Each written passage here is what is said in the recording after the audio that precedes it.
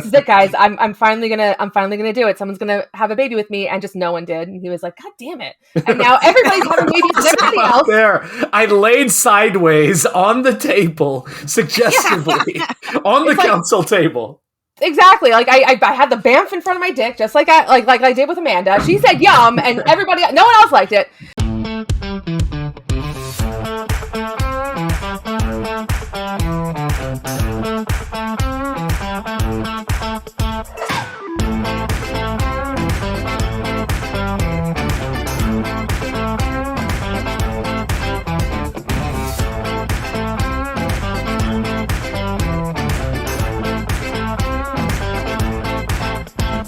All that he wants is a baby. Let's give him a baby. Marvel, please. God. Please. For like almost 50 years. Thank you. Hello and welcome to Simply Amazing, everybody. Welcome back to this is what, like 15, 16, who knows? We've done a lot of episodes at this point, and you guys have stuck around this long, so you're not going anywhere at this point. You are committed. You're in. We've got you. We got the hooks in ya. I am Lisa, aka the OG Nocturne, here with you this week, and we have an absolutely phenomenal guest to discuss something very close to my heart and very exciting, something that I have been petitioning for a while. But before we get to our phenomenal guest, I want to introduce my fabulous co-host, the fabulous, beautiful, wonderful. What's up?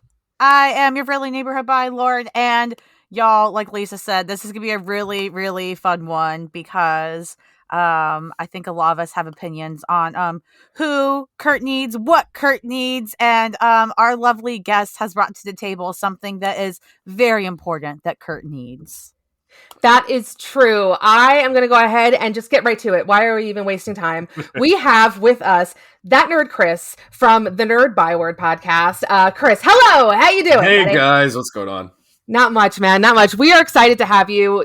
We gave you an option to pick out of like 50 different topics of like what you wanted to talk about. And it wasn't even like just you have only these 50 topics to choose from. It was like, here's 50 topics plus any topic you want. Right. And you were like, I want this topic immediately. And so please tell me why you wanted to talk about why Marvel needs to give Kurt a baby. Well, seeing as I am a father of 8. Yes. 8. Wow. God bless. That is amazing. I thought having 5 siblings was enough, but no, 8.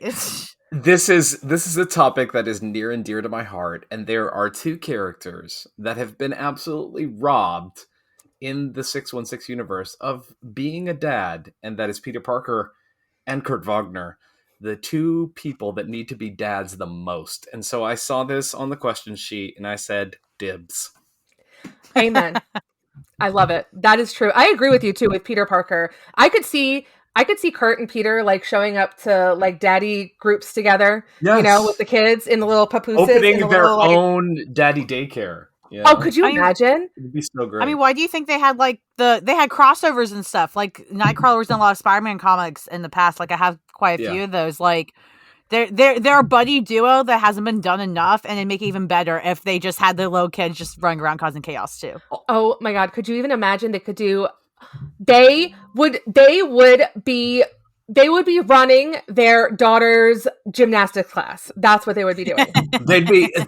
And they also share that camaraderie. And I think Ash, our pal from X of Words, has pointed this out so often. Like as a gymnast, so he's the resident expert of this. Like the positions that those 2 men find themselves in make no fucking sense. So like that's something that they share as well. That is very true. That is true. I mean, I totally agree. That's why you're here. 100%. I've been trying to get the hashtag Give Kurt a Baby 2021 happening on Twitter for a while. So it's about to turn over to 2022 in a little bit. But I mean, I think there's a lot of evidence in the comics too that this is what he has wanted and what he has been looking for a long time. So what do you think? Yeah, I think it's like one of those things. I think Kurt and something that I identified to the character from his inception, from when I first encountered him on TAS and like first really got a vibe for this character, is he's a hopeless romantic. And like you see that in every relationship that he's in and out of, is he's an all or nothing type of guy. And and I think that's every relationship that I've seen him in, that has been the hang up. And you know, in my favorite alt universe, you know, iterations of both Kurt and Peter Parker is where he gets to be a dad. I mean, like, Amazing Spider-Man Renew Your Vows is one of my all-time favorite things, and it's just because it's just him vibing being a dad. And it's just, I think when you talk about character progression, I think this whole like stunted growth that we have with something like One More Day, or you know, Kurt dying and being resurrected, and it's just like, I think this stunted growth is holding the character back from progressing to what their true potential.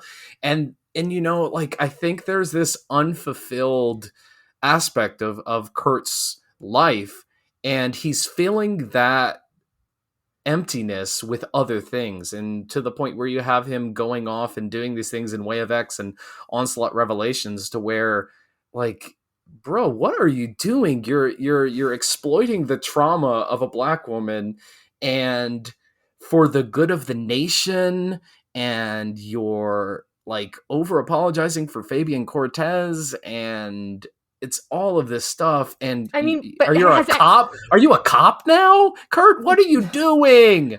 If you give this man, give this man a family. That's all he wants. Can somebody please think of Fabian Cortez, though? Can somebody please? The poor Fabian Cortez. Poor Fabian. Poor Fabian Cortez. Woe is him. Woe is him. Literally from the lineage, this is my headcanon, he is from the lineage of Hernan Cortez, literally a colonizer. Oh yeah, I don't and a conquistador.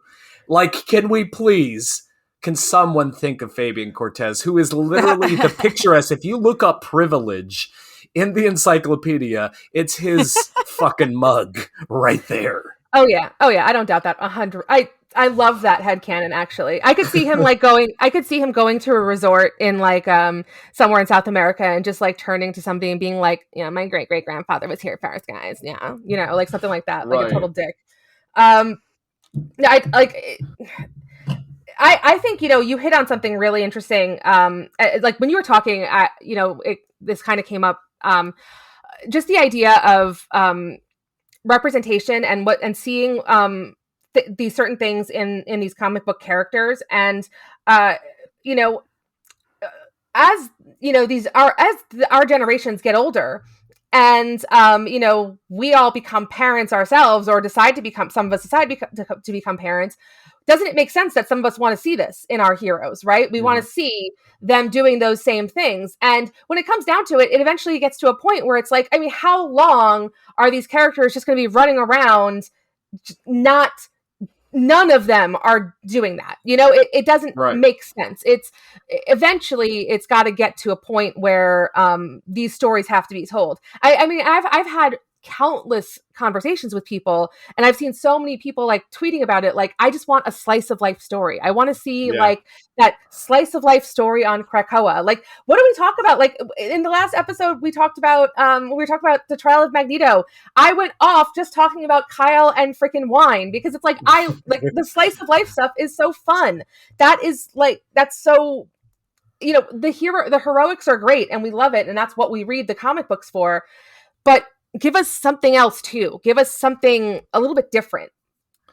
And I think, for goodness sake, it's like, isn't Kurt the one who came up with the idea of make more mutants? Yes. So I rest my case, you know? Mm-hmm. Absolutely. And I'm sorry to cut you off, Lauren. I'm so sorry. No, you're fine. No, I mean, I'm with you on that completely. And I mean, it's just, you all bring us such good points. And it's like, if you think about it, people are like, oh, but like, you know, Batman's a dad and these other heroes are parents. do they ever get to like keep their kids or have good relationships? It's like Marvel looks at Kurt being a dad and they're like, oh, but he'd actually be a good parent. Can't have that work. That's not interesting enough. Yeah. No heroes are allowed to be solid, good parents that actually spend time with their children and do all these things. Like, that's just unacceptable, not allowed. Like, why can't we have good relationships with your kids and your parents? I love it because it's like Kurt can't have a kid, but like Cyclops, who does not want to be a dad at all, gets to have all the kids. And it's, I love, there's that picture from when like baby Nathan is born. There's that one picture where like Cyclops is like looking away and he's like all upset. And who's the one person who's like reaching in and is like, give me that baby, is Kurt. He's like, I want to touch that baby.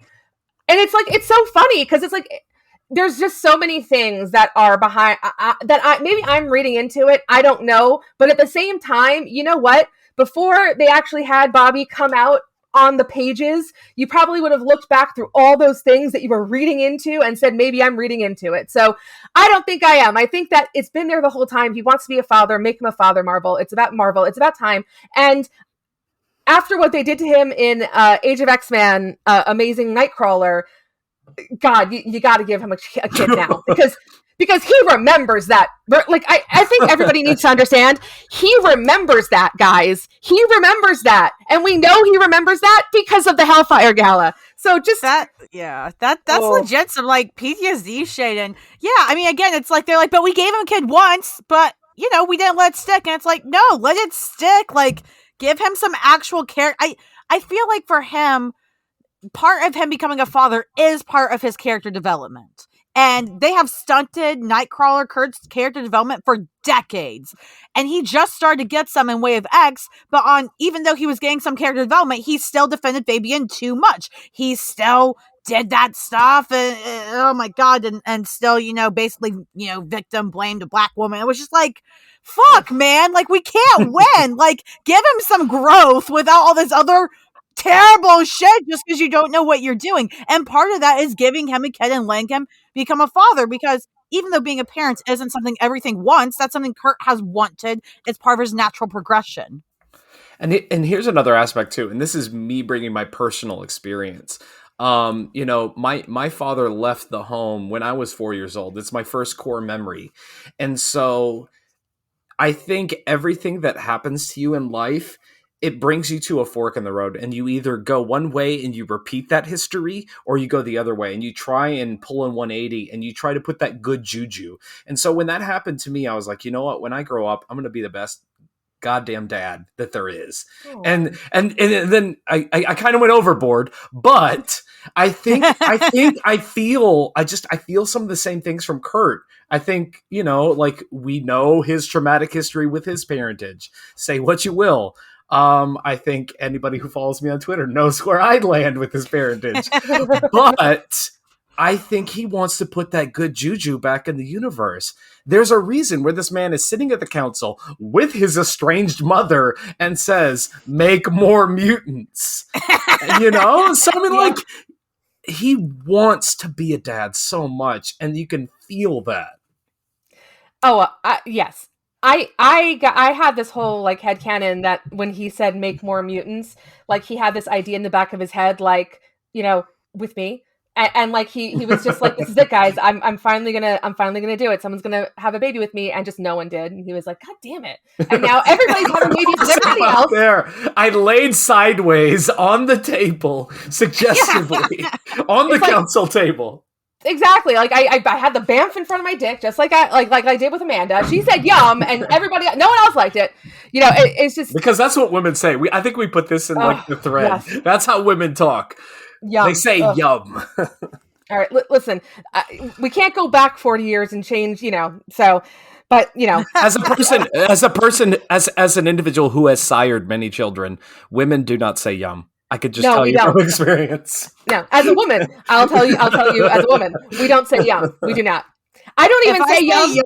I'm being a little shit. Like that's the only reason. It's like just to fuck around. Like, I don't even say yum when something tastes good. Like I don't even say yum when I'm eating a tasty meal. Like yum is not in my vocabulary. So and when I definitely don't say yum, I definitely don't say yum when I come home and my brother is waiting on my couch. I definitely don't say yum when that happens. So 100% don't say yum then. If you think about it, and canon, like and current like main canon, the best chance he had of having a kid was with Shut up, Lauren. Oh my god. Foster. It was Foster. Yeah, okay, it was Foster, but see, that's what I say, Chris. But Lisa, listen. I'm left field. I'm left field. I almost signed up for this episode. My number one pick, my power rankings, Christine Palmer. I ride for that Nightcrawler solo like nobody's business. I love that solo. Miguel Aguirre Sacasa is my guy. I love his work, and I ride for Kurt and Christine Palmer. Like, I would say I just ride for Kurt and I'm Kurt Wanda until the day I die. I have no choice. Nocturne's my girl. But but Kurt Christine, I love Kurt Christine a lot. I think we talked about this when we talked to Anna. But I like the Kurt Christine because I was kind of tired of every single person that fell in love with Kurt was like either an alien or his sister. And it's like, well, what do you mean? Like no just normal person can like Kurt. Like it has to be an alien or his sister. Yeah. So like, I liked Christine because she was just like happy, like, or she was a person. She was like there to help him out. But he was a goddamn mess. I mean, he's naked in her house and she's like, hey, I'm here and I'm totally willing. Let's do this. And he's like, no, not today. Oh no, Storm's calling me. I've got to go. Yeah, I was misunderstood in that I was looking at Kororo as a potentiality with that series because he's showering with her there. But then the more I look at that, I was just like, nah, those are straight friends that are just very, very comfortable around each other. Yeah, well, they both have a history with of being comfortable with nudity, especially Aurora. Ooh, yeah. So I don't think it's I don't think it's weird for her to just be like, oh, I need to talk to Kurt. Oh, he's showering. I'm just wait here with towel. Okay, I don't think that would be weird for her to do, and I don't think he would be like, oh my god. I think he'd be like, oh, you brought my towel. Oh, thank you. I mean, Dave Cockrum has other ideas, but Well, that is true. Sure, but I mean, well, if you also think about it, I mean, well, okay, not everybody that people will sleep with or even date or whatever is who they should end up with, right? Correct. So, like, if Kurt and Aurora actually had a thing, I don't have an issue with it. They're not my end game, but again, you shouldn't. A character shouldn't just have to be with one person forever from the start for it to be endgame. That's not realistic. That's ridiculous. They should be able to do stuff. But I think it's funny because, like, Kurt was basically the equivalent of a theater kid. He does not care about nudity. He's like, woo, let's go everywhere. And then, Aurora is basically goddess. She knows how she looks. Like, she's not gonna feel any shame. Well, I mean, there's those really early, I mean, I would say problematic issues of where they had to explain to Aurora the importance of wearing clothing. So, but I don't know that I would say that those are, great, but, we just know she's very free with her body, right? So, back in the day. Going on to the do you guys want to talk about Amazing X-Men? Yeah, I read that in prep for this episode, and it's just like I forgot how crazy the premise was of Age of X-Men is like this sanitized utopia. My frame of reference was not great because it had been a while since I read the main issues of Uncanny around that time. So like I was able to pick up enough context clues and stuff, but it was a really weird ride that everything was forbidden and all this stuff. But it was kind of cool to see him and Megan, playing off of each other again. With Age of X-Men, Amazing Nightcrawler. That story, I think, really did hammer home the idea of Kurt wanting a child more than anything. I think the story has always been that Kurtz wanted a child. I think that him meeting his daughter in exiles, I'm very partial to that. Wonder why. Made him I think that made it clear to him how possible it was for him to have a child. And then you have Amazing Nightcrawler, where he actually does have a child with Megan. And I gotta say this, the first time I read it, I did not realize that was their actual child. I thought that was like some clone baby or some like weird, like sinister created baby. And so when I first read it, I thought that was the story. So I didn't get it. And then it wasn't until the next time I picked it up, and it was like a punch in the gut when I read it the second time. And I realized that was their actual child that they had, that the cuckoos were making them forget over and over and over again, but that they were seeking out over and over and over again. Mm-hmm. Oh my God, that is a whew. Yeah, it's also, it's really tough too, because it's this weird Oedipus complex thing where Megan morphs into Mystique that is just like so out there. I took the Mystique thing as Megan is so I took that as, so Megan is an empath, and so she doesn't understand what she's trying to connect to. She doesn't understand the feelings and thoughts she has, because she doesn't know that she's a mother, because all of that's been taken from her. So what I took it as is that she is connecting the dots in her head. In that way, she's projecting to Kurt like what she is looking for. Mm-hmm. Am I making sense? Yeah. Like she's projecting to Kurt what she is like, what she feels like, and what she wants him to see, I guess, is that is his mother, I guess. She wants him, or she feels like a mother. She feels, and she knows she's looking for her child, but she doesn't actually know any of that because all of that's been taken from her. So I think that she's like taking the form of Kurt's mother to kind of somehow connect that. I mean, if you think about it, and I could be a little wrong on this, but if you think about it in a way, in that moment, she's kind of, it's almost, and Chris might hate this, but it's almost to me like a slightly empathetic way of looking at Mystique in that moment, because she can relate to Mystique and how she had to basically give up Kurt and things like that. And again, depending on how you look at the Mystique and Kurt thing, I get it, whatever. But she did have to give up her child. And and she lost him and all these things. And so even if Megan doesn't technically know everything that's happening, it's deep in her subconscious, locked away because of the cuckoos and stuff. Like, I don't know. Like, I mean, why else would she morph into Kurt's mother? Like, I don't think it was intended as an empath thing, but on the outside it looks that way, right? It's like, what the fuck? Why is she looking like his mother? But like, Kurt also has a complicated relationship with his mother, and I'm sure she knew that. And, it's very complicated. I think it was a very interesting approach by the creators to specifically choose Mystique, because that was a choice. One way or the other, it was a choice. Yeah. It was. I do like how you say that Mystique lost Kurt, because like Mystique lost Kurt like I lost the can of Progresso soup I threw in the garbage can after I was done with it. Like, she could have, okay, I was holding it in. I was being so good. She could have Mosesed him into that, body of water. Nah, she yeeted that mug. She was a full-fledged yeet. And flames and all this stuff. She's not thinking, let me gently put my kid here. She's got adrenaline pumping. She's freaking out. She's like, fuck, I'm a mutant, and I'm about to die at the hand of these fucking humans because they won't leave me and my kid the fuck alone. Let me tell you, if she was being chased, apologist. If she was being chased anywhere close to a NASCAR race, she would have loaded him into a t-shirt cannon and shot him off. Hey, if it gets him further away from the people that would kill him, is she completely wrong? She completely right? No, but she's not completely wrong. Wow. I think now that you lay it out like that, I think it makes it even more icky coming from a male writer.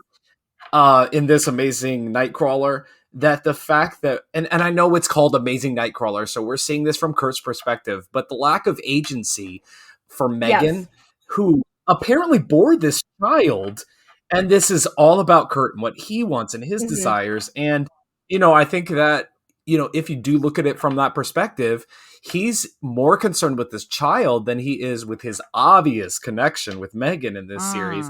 So, like, that is a very overarching thing. But, when you scale back and you get the 3,000 foot view, I don't even know if that's the term, whatever the whatever term of number, the bird's eye view, thank you, is it's really uncomfortable to see that lack of agency for the mother who bore that child. And like, we don't really care about her perspective. This is a Kurt book. I mean, come on. That's a really good point in general, especially with Kurt's character. And I think in a way that's one of Kurt's flaws, is that, I don't know, I feel like if he, let's say he did have a baby, right? Like we're talking about, and he actually had a kid, and I don't know, I feel like he would definitely take more time into his child than his relationship with whoever the mother is. And that's kind of unsettling to me. Not that he wouldn't care about the mother or anything, but at the same time, I don't know. I don't know. You put it into words, Kris. I've never been able to say it, but you put it into words. Like we've never had him in a consistent relationship long enough to see what that would, to be fair. Listen, in Earth 2182, he is happily married for over 20 years. I think he's okay. I think he's good to his wife. Yeah, but I mean, current canon, that was just an interesting point, Kris, because, I mean, not that he wouldn't be good to his wife. I think he would be, absolutely. But I don't know, that is interesting. There's something, and that's something to be said, I think, and maybe, I don't know if this is wrong to say because I'm not a parent right now, but like, what do you do, right, in relationships like that? Like when you have a significant other, a partner, and you also have a kid, and how do you, split your time between the two and put them together and do all these things? Like it would be interesting to see Kurt try to balance that, because I believe he would try his best to be perfect, right? Like he'd be like, I want to spend time with my wife this much. Oh, and my kid, this, but he'd slip up and he'd be like, why am I slipping up? I have to be perfect, so it'd be interesting to see that. Yeah. And I think just from, personal experience, I think it's important to, if you're making this a pie chart, I think I would tip the scales in favor of your significant other, because eventually that child is going to grow up and go away. And, there's a lot of empty nesters, to make this super meta, that run into the problems of like, well, the kids are gone and out of the house. Like, now what do we do? And so if you don't foster those relationships with your significant other, the person without whom this child would be impossible, I think, so that's where I would go in the balance between the two. Totally. I wanted to touch base when you were talking about the uncomfortableness of Amazing Nightcrawler, because I agree with you with that, and we talked about it a bit before. But yes, I Megan is a character who has had her agency taken from her a lot. It's kind of almost something that is pretty kind of written into her character. She's an empath, so it's like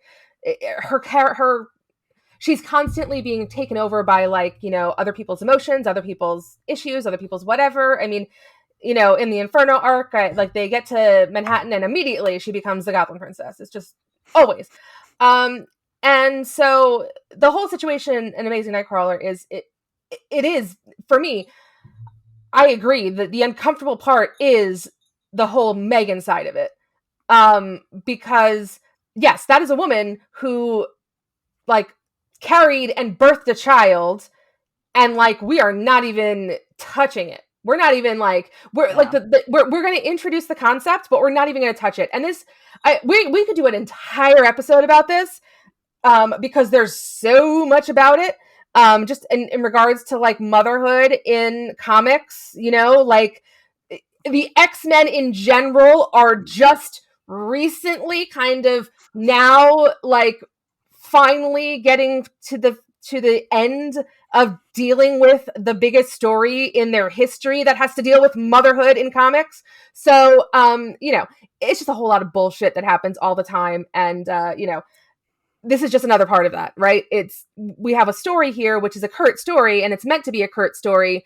But it's just interesting that they've chosen to completely gloss over the other side of it, which is I think for that story, and you both have brought up a good point with that. I completely agree, and I think it could have been more compelling and more well done if they had treated it as a story of both characters. I think that's the only way. Like when you have a child involved and it takes two people to make that child, it's already two people's story. It's not just one person's story. And you bring up a good point too, Lisa. I mean, I think about it and I'm like, I see, even though we're talking about why Kurt needs a baby, in general, I feel like I see a lot more fatherhood in comics than motherhood. And often when I see, motherhood comics, it's like Mystique, where completely villain, yeeting her kid off a cliff. That's what I see. And it's like, oh my God, or the mother's killed left and right. Mom's always killed. Like I watched the Thor 2 movie. I know it's not comic, but I want to watch that. I was like, they're going to kill the mom, and they killed her. I was like, here we go again. So, I think that's a really good point. And maybe if they had treated that story as both their story, and we could have actually seen more of Megan's perspective and stuff, that could have made a more compelling story. They could have ended it with Kurt's perspective, whatever. But yeah, that is a damn shame. I did want to point out that actually it was written by a woman, though. Amazing Nightcrawler. It was written by Shannon. I don't know how to say that. Shannon McGuire. Oh, I did not know that. Yes. Okay. Oh, but still. Critique. We're not perfect. Yeah, nobody's perfect. Pobity's nerfect, guys. Pobity's nerfect. That's what we all learned.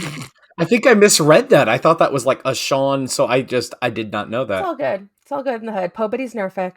It's why we learn here. But yeah, I mean, clearly, I know, Lisa, you want him to have Nocturne back and have kids with Wanda and everything, right? Chris, who do you want to see him have a baby with? Because you're like, he needs a baby. And you sound very much like it needs to, there's not adoption. It's they produce the child. So who's he having it with?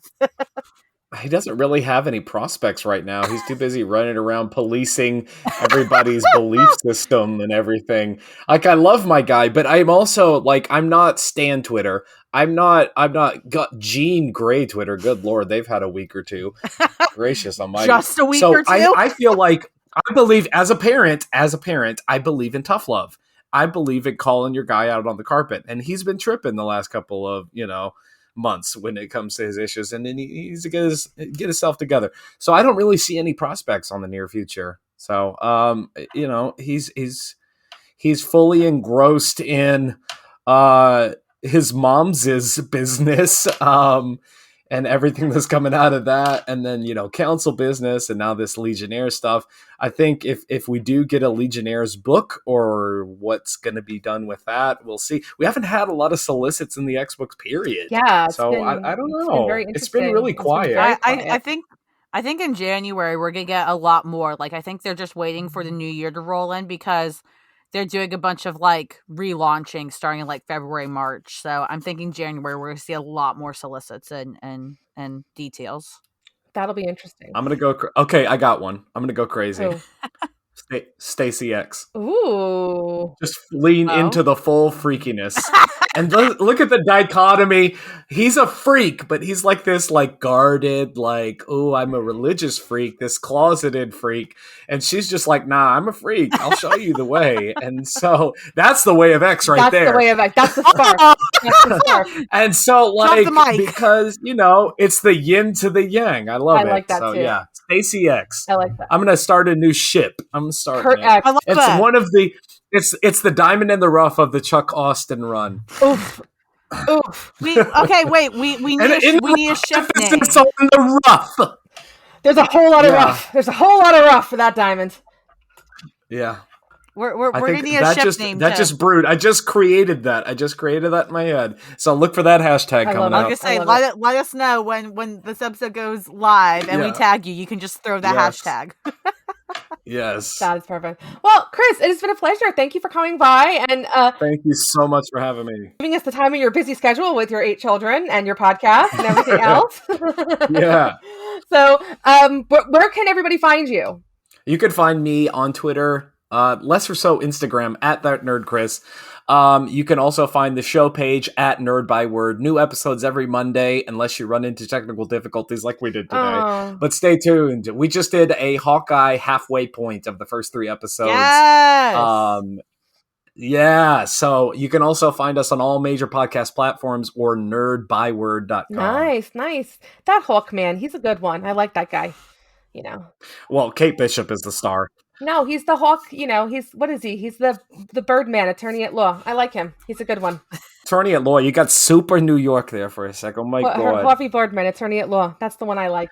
Listen, I haven't listened to anything else but Walking in Staten since I sent you that. Oh my God, I loved that so much. I love Mark Cohn. I love Walking in Memphis. It's one of my favorite. It's one of my go-to karaoke songs. It's a great song. But Walking in Staten is my new thing. Let me tell you, Pete Davidson has changed my opinion of Staten Island, which I didn't have much of an opinion of Staten Island to begin with, and because it's Staten Island. Staten Island. I still don't. But you know what? I think of it now. Well, I'm an Impractical Jokers super fan, so I had love for Staten, but I think that should be the new theme song to everything. Walking in Staten. I do love that. That was really good. Well, again, thank you so much, Kris, for stopping by. You can find us at simplyamazingpod.com, and you can also find us at simplyamazingpod on Twitter. That's simply AMZING pod. Same thing on Instagram. You can find me at the OG Nocturne. That's NACHTURNE on Twitter. And Lauren, where can they find you? Come bother me on Twitter at friendlymBHDBI. Come yell at me about being a Mystique apologist. I'm happy to hear it. Oh, and if you are out there and you are a baby with bad vibes, don't listen to this. But if you're not, then you just remember that you are simply amazing.